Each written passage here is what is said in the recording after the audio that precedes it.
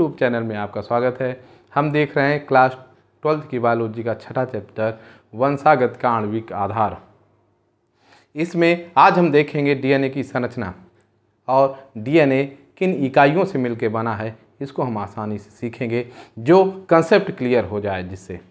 तो देर न करते हुए टॉपिक शुरू करते हैं।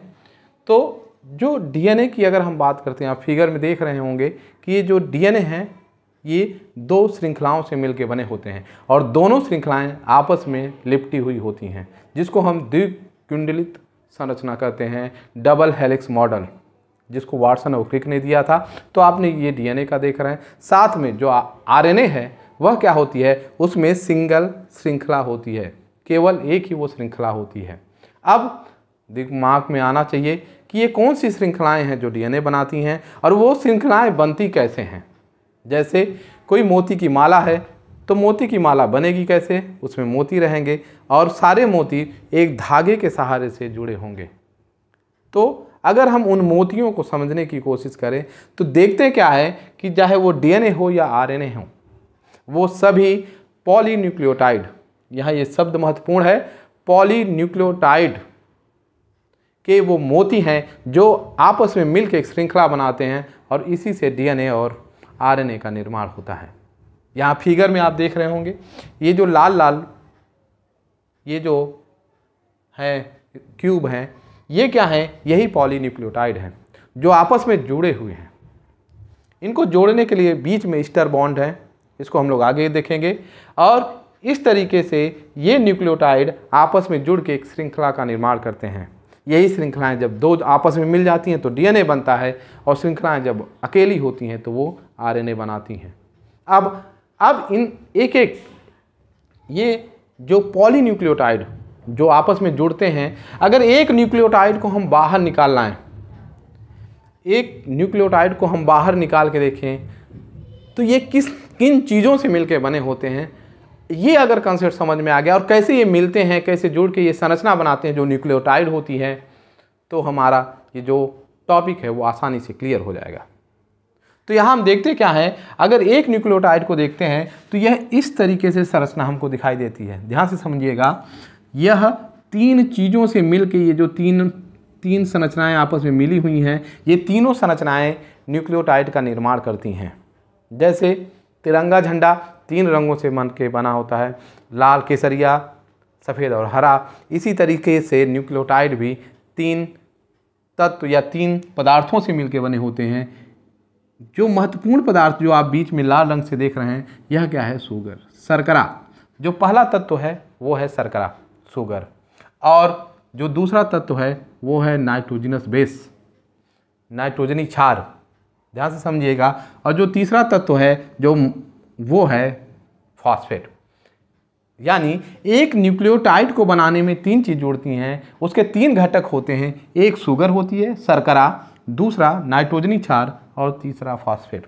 तो यहाँ हम देखते हैं न्यूक्लियोटाइड तीन घटक से मिलकर बने होते हैं। पहला शर्करा, और वो कौन सी, पेंटोज। पेंटोज शर्करा का क्या मतलब हुआ, फिगर में आप देख रहे होंगे, ऐसे कार्बोहाइड्रेट, ऐसी शर्करा जिसमें 5 कार्बन होता है तो वही क्या कहलाती हैं, पेंटोज शुगर। आपको पता है कि ग्लूकोज में C6H12O6 होता है। ग्लूकोज क्या है, 6 कार्बन वाली शर्करा है। लेकिन ये जो डीएनए और आरएनए में जो शर्करा यूज होती है वो पेंटोज शर्करा है, 5 कार्बन वाली शर्करा होती है। यहीं पे जो दूसरा घटक महत्वपूर्ण है, नाइट्रोजनी क्षार। क्षार ऐसे तत्व होते हैं जिनका pH 7 से अधिक होता है। तो देखा क्या गया होता है कि जो नाइट्रोजनी क्षार होते हैं उसके जो दो सबसे महत्वपूर्ण घटक होते हैं।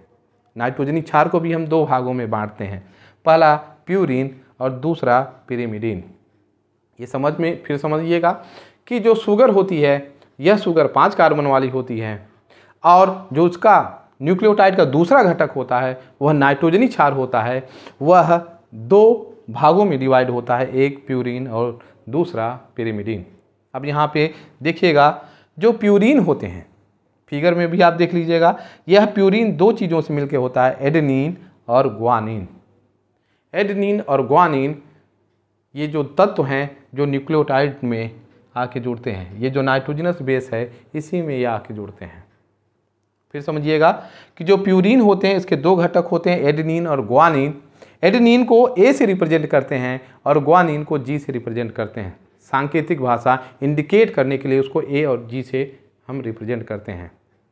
अगर न याद हो रहा कि प्यूरीन में कौन है तो आग से आग ट्रिक है, तो आग से क्या होगा, ए जी, एडेनिन एंड ग्वानिन। अब यहाँ पे दूसरा जो पिरिमिडीन होता है इसके 3 भाग होते हैं या इसके 3 तत्व होते हैं। एक है साइटोसिन जिसको हम सी से रिप्रेजेंट करते हैं, दूसरा थायमीन और तीसरा यूरेसिल। जो पिरिमिडीन होते हैं इसमें 3 भाग होते हैं, साइटोसिन, थायमीन और यूरेसिल। थायमीन को टी से, यूरेसिल को यू से रिप्रेजेंट करते हैं। अब महत्वपूर्ण बात क्या है यहाँ सबसे महत्वपूर्ण बात क्या है कि जो यूरेसिल होता है यह सिर्फ आरएनए की संरचना को बनाने में यूज होता है। डीएनए में यूरेसिल नहीं पाया जाता। यूरेसिल के स्थान पे क्या होता है, थायमीन होता है, जबकि आरएनए में क्या होता है, थायमीन के स्थान पे यूरेसिल पाया जाता है।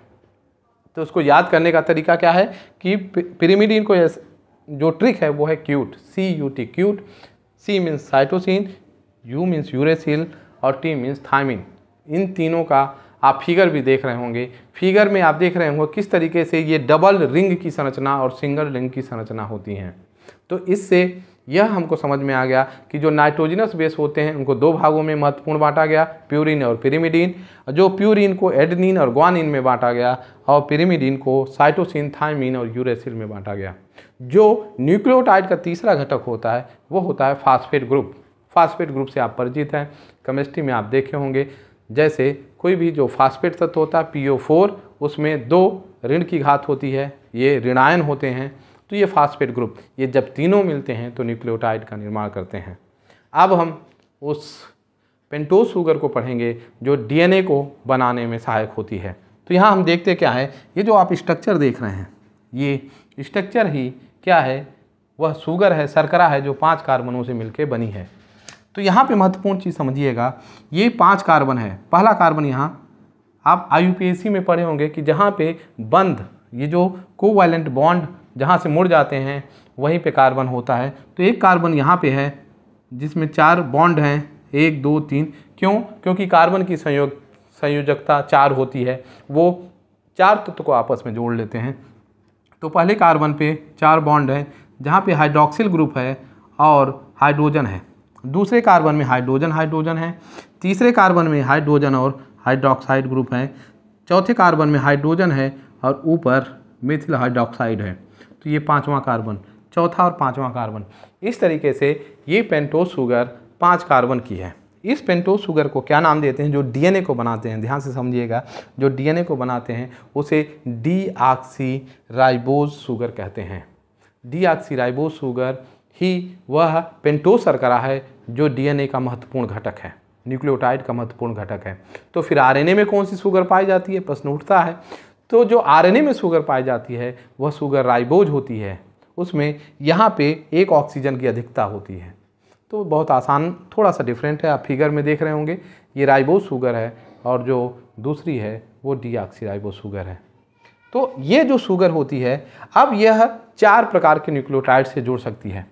वो 4 प्रकार के नाइट्रोजनस बेस, 4 प्रकार के nitrogenous base, adenine, guanine, cytosine और थायमीन।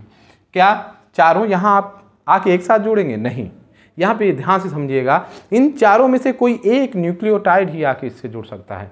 या एडेनिन जुड़े, या ग्वानिन जुड़े, या साइटोसिन, या थायमीन। यूरेसिल आपको पता है डीएनए में पाया ही नहीं जाता। यूरेसिल होता किस में? आरएनए में होता है। तो इन चारों में से कोई एक न्यूक्लियोटाइड पहले कार्बन से आके जुड़ेगा। ये बड़ी महत्वपूर्ण बात है कि जो नाइट्रोजनस बेस होते हैं वो 4 होते हैं और चारों में कोई एक आके पहले कार्बन से जुड़ेगा। तो इन चारों में से जैसे इस हाइड्रॉक्सिल ग्रुप को हटा दिया जाता है और मान के चलते हैं कि एडेनिन यहाँ पे आके जुड़ जा रहा है, तो जैसे यहाँ से ये एडेनिन OH से जुड़ेगा, यहाँ से एक जल का मॉलिक्यूल, वाटर का मॉलिक्यूल बाहर चला जाएगा और एक बॉन्ड बनेगा जो बॉन्ड कहलाता है ग्लाइकोसिडिक बॉन्ड। इस ग्लाइकोसिडिक बॉन्ड से पहले कार्बन पे ये एडेनिन आके जुड़ जाएगा। यहाँ देखिएगा कि ये एडेनिन पहले कार्बन से आ जुड़ गया और जुड़ने के बाद कौन सा बॉन्ड बना उनके बीच? Glycosidic bond. ये महत्वपूर्ण चीज़ है कि नाइट्रोजनस बेस जो पेंटोज शुगर है डीऑक्सीराइबोज, उसके पहले कार्बन से जुड़ता है और बॉन्ड कौन सा बनता है, ग्लाइकोसिडिक बॉन्ड। अब एक बहुत महत्वपूर्ण बात ध्यान से समझिएगा। अब होता क्या है कि जैसे एक नाइट्रोजनस बेस इस पे जुड़ जाता है, अब इस पेंटोज शुगर का नाम बदल जाता है। अब इसको हम क्या कहते हैं, डीऑक्सीराइबोन्यूक्लियोसाइड कहते हैं। ध्यान से महत्वपूर्ण समझिएगा, यहाँ शब्द आ रहा है साइड, और हम लोग क्या कर रहे हैं, न्यूक्लियोटाइड के बारे में पढ़ रहे हैं। तो जब किसी शुगर में, पेंटोज शुगर में नाइट्रोजनस बेस जुड़ता है तो उसको हम क्या कहते हैं, डीऑक्सीराइबोन्यूक्लियोसाइड।